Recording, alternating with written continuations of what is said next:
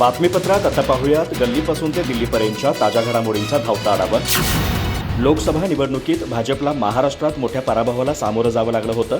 या पार्श्वभूमीवर भाजपने आता विधानसभेच्या तयारीला सुरुवात केली आहे। त्यासाठी केंद्रीय मंत्र्यांच्या उपस्थितीत भाजपच्या कोर कमिटीची बैठक बोलावण्यात आली आहे।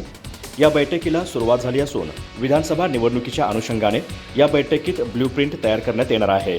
लोकसभा निवडणुकीनंतर आता पुढील काही महिन्यातच होणाऱ्या विधानसभेच्या निवडणुकीच्या तयारीला वेग आला आहे। या निवडणुकींच्या दृष्टीने सर्वच राजकीय पक्षांची तयारी सुरू झाली आहे। मुंबईच्या भाजप कार्यालयात भाजपच्या कोर कमिटीची बैठक सुरू आहे। आगामी विधानसभा निवडणुकीबाबत यामध्ये चर्चा सुरू आहे। या बैठकीमध्ये विधानसभा निवडणुकीसाठी भाजपकडून ब्ल्यूप्रिंट तयार करण्यात येणार आहे। याबाबतची चर्चा या बैठकीत सुरू आहे। केंद्रीय मंत्री भूपेंद्र यादव, अश्विनी वैष्णव आणि पियुष गोयल यांच्या उपस्थितीत महाराष्ट्रातील वरिष्ठ नेत्यांच्या कोर कमिटीची ही बैठक सुरू झाली आहे। महाराष्ट्राचे प्रदेशाध्यक्ष चंद्रशेखर बावनकुळे, उपमुख्यमंत्री देवेंद्र फडणवीस, मंत्री चंद्रकांत पाटील, मंत्री गिरीश महाजन, आशिष शेलार, भाजप नेत्या पंकजा मुंडे, चित्रा वाघ यांच्यासह राज्यातील प्रमुख नेत्यांची या बैठकीला उपस्थिती आहे। लोकसभा निवडणुकीत पराभवानंतर उपमुख्यमंत्री देवेंद्र फडणवीस यांनी सरकारमधून राजीनामा देण्याची इच्छा व्यक्त केली होती। तसेच पक्ष संघटनेत काम करणार असल्याचं सांगितलं होतं।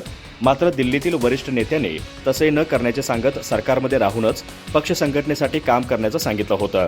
त्यामुळे आता आजच्या बैठकीत काय निर्णय होतो याकडे सर्वांचं लक्ष लागलं आहे। राज्यातील अनधिकृत पब आणि बारवरही कडक कारवाई केली जाईल। या प्रकरणी कुणी कितीही मोठा असला तरी त्याला सोडलं जाणार नाही। राज्यातील शहरे ड्रग्जमुक्त होत नाहीत तोपर्यंत बुलडोझर कारवाई सुरू राहील, असं मुख्यमंत्री एकनाथ शिंदे यांनी शनिवारी राज्यातील अनधिकृत पब आणि बारवर करण्यात येणाऱ्या बुलडोझर कारवाईवर भाष्य करताना स्पष्ट केलं। पुणे शहरात गत काही दिवसांपासून सातत्याने ड्रग्जशी संबंधित घटना समोर येत आहेत।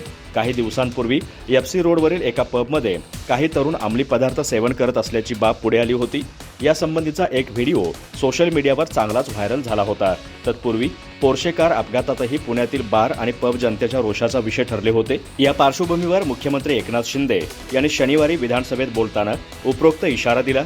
मुख्यमंत्री म्हणाले की सध्या काही ठिकाणी ड्रग्जच्या माध्यमातून तरुण पिढी उद्ध्वस्त करण्याचं काम करत आहेत। त्यांच्यावर सरकार योग्य ती कारवाई करत आहे। केवळ पुणे शहरच नाही तर ठाणे, नाशिकसह संपूर्ण राज्यात जिथे कुठे ड्रग्जची विक्री होत असेल त्यांना सोडले जाणार नाही। ड्रग्जची पाळेमुळे उखडून फेकण्याचं काम पोलीस प्रशासन, जिल्हाधिकारी आणि महापालिका आयुक्त करत आहेत। मुख्यमंत्री एकनाथ शिंदे यांनी शनिवारी राज्यातील ज्येष्ठ नागरिकांना मोफत देवदर्शन घडवून आणण्यासाठी मुख्यमंत्री तीर्थदर्शन योजना जाहीर केली आहे। राज्यातील अनेक नागरिकांना आर्थिक अडचणींमुळे देवदर्शन करता येत नाही। अशा नागरिकांना सरकार स्वतः पुढाकार घेऊन मुख्यमंत्री तीर्थदर्शन योजनेअंतर्गत देवदर्शन घडवून आणेल, असे एकनाथ शिंदे यांनी म्हटलं आहे। सरकारच्या या योजनेचा लाभ राज्यातील लाखो वयोवृद्धांना होण्याची शक्यता आहे। राज्याचे अर्थमंत्री अजित पवार यांनी शुक्रवारी राज्याचा अर्थसंकल्प जाहीर केला। त्यात त्यांनी लाडकी बहीण, अन्नपूर्णा योजना आदी अनेक योजना जाहीर केल्या। त्यानंतर दुसऱ्याच दिवशी मुख्यमंत्री एकनाथ शिंदे यांनी विधानसभेत मुख्यमंत्री तीर्थदर्शन योजना घोषित केली। आपला महाराष्ट्र संतांची भूमी असून दरवर्षी अनेक जण तीर्थस्थळांना भेटी देतात। ज्येष्ठ नागरिकांना तीर्थस्थळांचे दर्शन सुलभपणे होण्यासाठी मुख्यमंत्री तीर्थदर्शन योजना सुरू करण्यात येणार आहे। त्यासाठी सर्वंकष धोरण तयार करून त्याची नियमावली केली जाईल। त्याअंतर्गत आवर्तनी पद्धतीने ऑनलाईन अर्ज मागवून ही योजना राबवण्यात येईल, असंही मुख्यमंत्री म्हणाले। त्यानंतर सभागृहाबाहेर पत्रकारांशी संवाद साधतानाही त्यांनी या योजनेची विस्तृत माहिती दिली। दिव्यांगांना देखील जे काही त्यांना सोयीसुविधा देणं खरं म्हणजे हे देखील एक पुण्याचं काम आहे। आणि म्हणून आज ही मुख्यमंत्री देवदर्शन तीर्थक्षेत्र योजना आज सरकारने सुरू करण्याचा निर्णय घेतलेला आहे। यामध्ये एक धोरण ठरवलं जाईल, त्यांचे ऑनलाईन अर्ज घेतले जातील आणि बाय रोटेशन दरवर्षी एक आकडा 5-10 हजार जे काही ज्येष्ठ नागरिक असतील त्यांना आपण शासनाच्या माध्यमातून हे तीर्थयात्रा त्यांची कशी सुकर होईल आणि त्यांना देवदर्शनाचा लाभ मिळेल।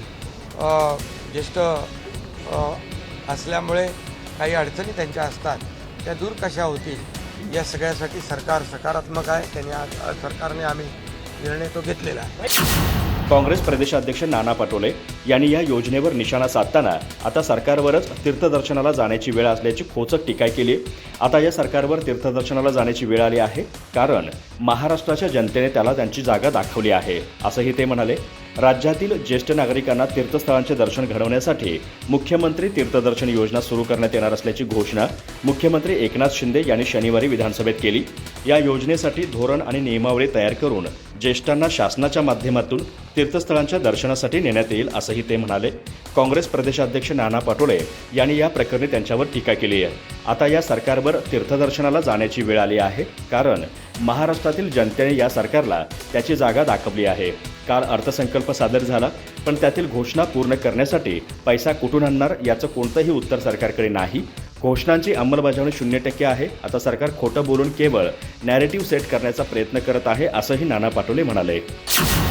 वैद्यकीय अभ्यासक्रम प्रवेशाच्या नीट परीक्षेत झालेल्या गैरप्रकाराची केंद्र आणि राज्य शासनाने गंभीर दखल घेतली असून वेगवेगळ्या यंत्रणांकडून कारवाई सुरू करण्यात आली आहे. दोषींना अटक करण्यात आली आहे. भविष्यात असे गैरप्रकार टाळण्यासाठी केंद्र सरकारने अध्यादेश जारी केला आहे. त्याद्वारे दोषींवर कठोर कारवाईसह मोठ्या आर्थिक दंडाची तरतूद केली आहे.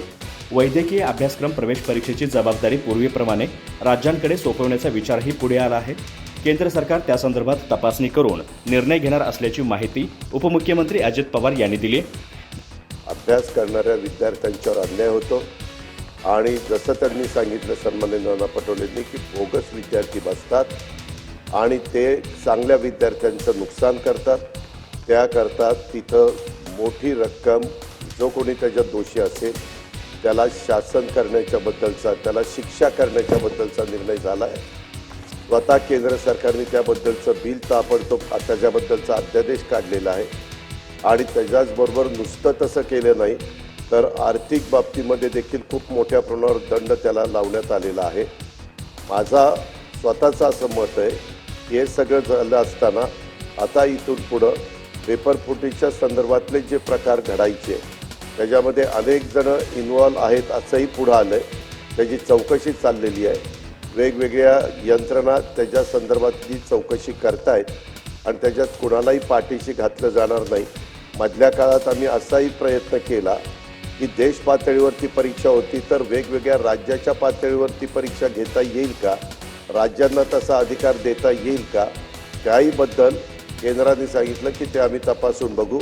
पहिल्यांदा आता ज्या पद्धतीचा कायदा केला आहे त्या कायद्याचा कितपत परिणाम आपल्याला सगळ्यांना पाहायला मिळतोय हे बघितलं जाणार आहे. तरी देखील विरोधी पक्ष नेत्यांनी आणि सन्माननीय नाना पटोले साहेबांनी जो इथं मुद्दा उपस्थित केलेला आहे त्याच्याबद्दल आपण ज्या काही सूचना निर्देश सरकारला दिलेले त्याबद्दलची कारवाई सरकारकडनं केली जाईल. शिंदे गटाचे नेते गोपीकिशन बाजोरिया आणि विप्लव बाजोरिया या पितापुत्रांनी उद्धव ठाकरे यांची भेट घेतल्याचं वृत्त काही माध्यमांनी दिलं आहे. विरोधी पक्षनेते अंबादास दानवे यांच्या दालनात दोन्ही नेते उद्धव ठाकरे यांच्या भेटीसाठी आल्याने चर्चांना उधाण आलं. आमदारकीचा कार्यकाळ संपूर्ण 24 तासही उलटत नाहीत, त्याच्या आत ही भेट घेण्यात आल्याची माहिती आहे. दरम्यान गोपीकिशन बाजोरिया आणि विप्लव बाजोरिया या पितापुत्रांनी ठाकरेंच्या शिवसेना पक्षात पुन्हा घेण्याबाबत या दोघांकडून विनंती केल्याचं समजतं. तर उद्धव ठाकरे यांनी त्यांना स्पष्ट शब्दात नकार दर्शवला आहे अशी माहिती आहे. बाजोरिया हे गुरुवारीच विधान परिषदेतून निवृत्त झाले आहेत. विधान परिषदेचे आमदार म्हणून त्यांनी 6 वर्षाचा कार्यकाळ पूर्ण केला. मात्र निवृत्तीनंतर लगेचच त्यांनी उद्धव ठाकरेंची भेट घेतल्याने शिवसेना शिंदेंच्या गटात खळबळ उडाली आहे. शिंदे गटात गेलेल्या कोणालाही परत घेणार नाही अशी उघड भूमिका उद्धव ठाकरेंनी घेतली होती. तरीही काही आमदार पुन्हा ठाकरेंसोबत येण्यास तयारी असल्याची चर्चा सुरू आहे.